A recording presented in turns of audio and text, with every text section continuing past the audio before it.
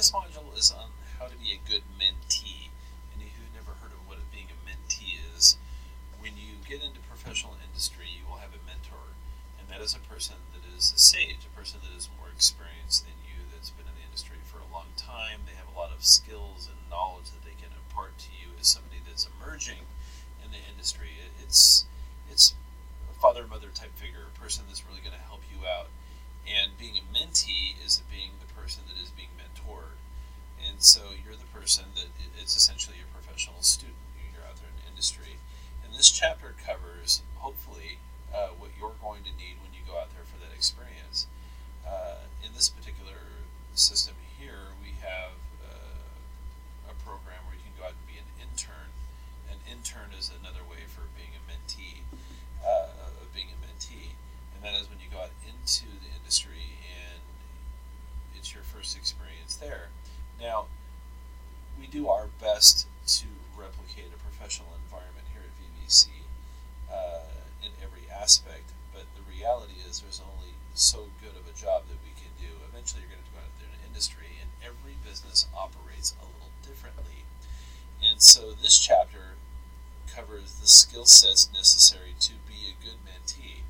And you'll notice a lot of those parallel that of being a good student.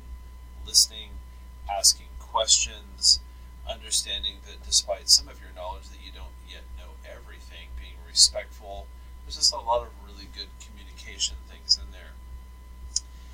They cover some of the aspects of being mindful of good personal care, including hygiene. A lot of the common themes that we have throughout a lot of the other modules: being flexible, cooperative, being collaborative, respectful of the rights for safety and observing the company's rules and policies and respecting their culture, learning their culture, being reasonable in your actions and proud of your accomplishments.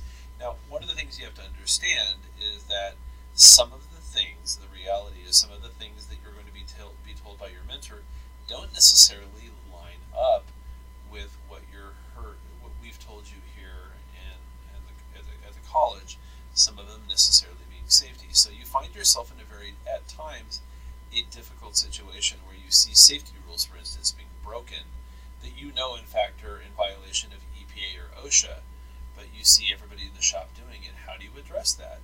And how do you address that while still being respectful, not being accusatory? And as you'll see in this chapter, they'll show you the means about approaching that in a questioning manner to bring it up without acting like you know more than you do, or even though if you know you're right and you know they're wrong, about doing it in a respectful way. So it is a really good chapter to really review thoroughly again, perhaps, before you get that internship opportunity. But this will be your first exposure to it here in this class.